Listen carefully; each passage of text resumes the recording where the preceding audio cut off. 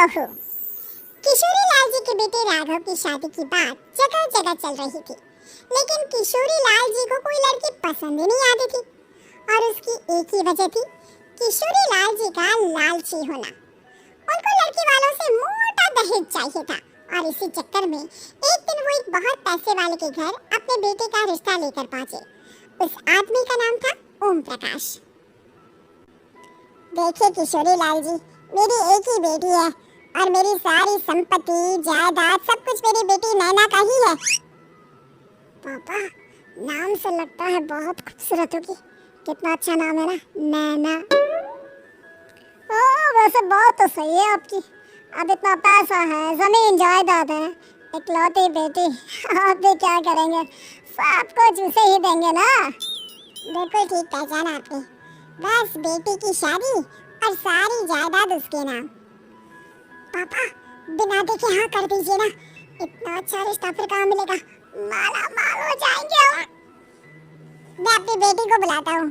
अरे नहीं नहीं नहीं नहीं, आपकी बेटी का नाम नैना है, सुनकर ही लगता है बहुत सुंदर होगी। रहने दीजिए अंकल, मैं तो आपकी बेटी के नाम से इतना खुश हो गया हूँ कि उसे बिना देखे शादी करने को तैयार हूँ। अब तो मैं उसका चेहरा सीधे शादी के बाद ही देखूंगा। और इस तरह राघव नैना का चेहरा नहीं देखता और उससे शादी कर लेता है। शादी के बाद अपनी सुहाग रात पर जब राघव नैना का घूंघट उठाकर देखता है तो नैना की आंखें बंद थी। कितनी खूबसूरत हो तुम नैना, जरा अपनी आंखें खोलकर मेरी तरफ देखो तो सही। नहीं, मुझे शर्म आती है। मैंने तुम्हें शादी से पहले भी नहीं देखा, और अब अगर तुम आंखें खोलकर मुझे देखोगी भी नहीं तो मुझे अच्छा कैसे लगेगा? इससे पहले कि नैना अपनी आंखें खोलकर राघव की तरफ देखती, अचानक से लाइट चली गई और राघव नैना को पूरी तरह से देख भी नहीं पाया। अगली सुबह नैना राघव के लिए नाश्ता बनाकर लेकर आई। अरे ये क्या? आधा पराठा सेका हुआ है और आधा बिल्कुल कच्चा। ये तुमने क्या किया नैना? बहू, तुमने क्या आधा पराठा तवे से नीचे लटका कर रखा था, जो आधा सेका है और आधा कच्चा? मुझे जितना दिखेगा उतना ही तो सीखूंगी ना पापा जी। जहाँ जहाँ मुझे नजर आ रहा था वहाँ मैंने सीख लिया, जहाँ जहाँ नहीं दिखा वहाँ कच्चा रह गया होगा।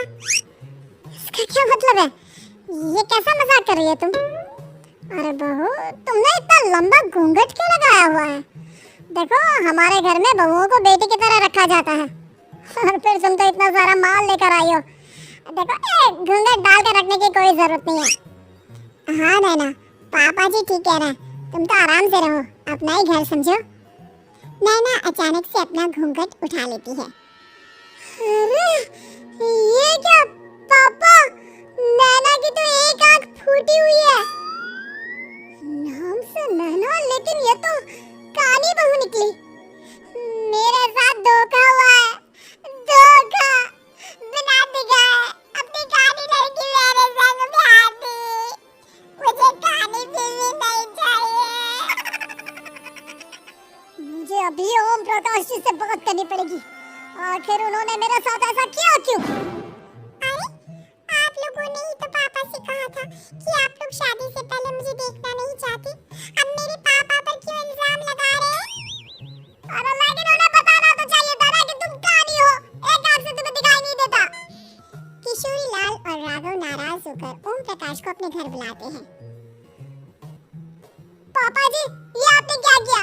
शादी से पहले बताया क्यों नहीं कि नैना की आंखों में परेशानी है? अरे आप ही ने तो लड़की देखने से मना कर दिया था। और लेकिन आप बता तो सकते थे। आपको तो हमारी बेटी की प्रॉपर्टी चाहिए थी, वो भी पूरी की पूरी। अब क्या हुआ अगर उसे आधा दिखाई देता है? प्रॉपर्टी तो आपको पूरी मिल गई ना। ये क्या बात हुई? मेरी शादी प्रॉपर्टी से नहीं आपकी बेटी से हुई है। अब ये तो पहले सोचना चाहिए था, तब तो मेरी प्रॉपर्टी देखकर तुम्हारी जुबान लप-लपा रही थी। लेकिन मैं काली लड़की को अपनी बीवी बनाकर नहीं रख सकता। पापा, कुछ करिए ना। हाँ, करता हूँ। अब देखिए ओम प्रकाश जी, आप हमारे साथ ऐसा नहीं कर सकते। और तुम देखो, अगर तुमने मेरी बेटी बेटी से शादी तोड़ी ना, तो जो भी प्रॉपर्टी मैंने तुम्हें दी है वो तो पूरी की पूरी वापस ले लूंगा और आधी प्रॉपर्टी तुम्हारी भी लूंगा। और मेरी आधी प्रॉपर्टी भला क्यों लेंगे आप? इसलिए क्योंकि मेरी बेटी को आधा नजर आता है और उसकी नजर अभी तक तुम्हारी आधी जायदाद पर ही पड़ी है। अब तुम उसे घर से निकालोगे तो कुछ तो लेकर जाएगी ना। और अगर हम आपकी बेटी को अपने घर की बहू बनाकर रखे तो तो तुम्हारी पूरी प्रॉपर्टी तुम्हारी ही रहेगी और जो मैंने तुम्हें दिया है ना उसमें से बस मैं आधा लेकर जाऊंगा। अरे लेकिन अब आप अपनी दी हुई प्रॉपर्टी में से आधी वापस क्यों लेकर जाएंगे अगर मैं आपकी बेटी को अपनी पत्नी बनाकर रखने को तैयार हूं तो? इसलिए ताकि भविष्य में अगर तुम मेरी बेटी को धोखा दो तो उसके पास कुछ तो है जो पति का हो। वैसे मेरे पास तो बहुत कुछ है लेकिन अपने पति की कोई निशानी तो उसके पास होनी चाहिए ना। अब अगर तुमने मेरी बेटी को कहानी कहा तो तुम्हें प्रॉपर्टी भी कहानी ही मिलेगी, पूरी नहीं। जमाए राजा।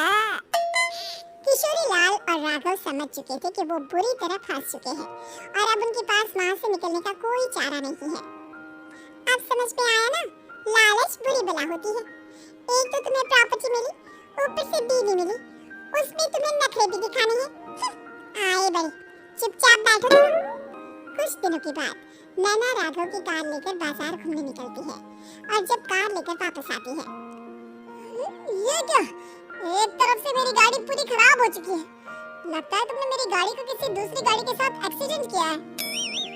अरे कितना बड़ा नुकसान कर दिया तुमने बहू। वो क्या है ना पापा जी, मुझे एक आंख से दिखाई नहीं दे रहा था, सामने से गाड़ी आ रही थी। मुझे तो सिर्फ आधा ही दिखाई दिया और वो गाड़ी मेरी कार से रगड़ते हुए निकल गई। अब मैं क्या करूं बताओ? आप इसे ठीक कराने के पैसे कौन देगा? तुम्हारे पापा?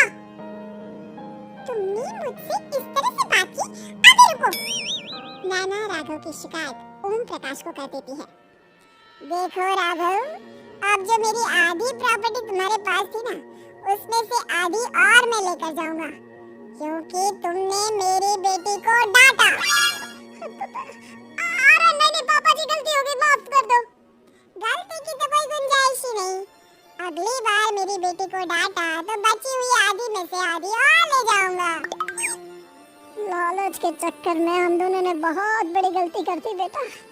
एक तो तुम्हें कानी बहू मिली और ऊपर से जो माल मिला वो भी काला।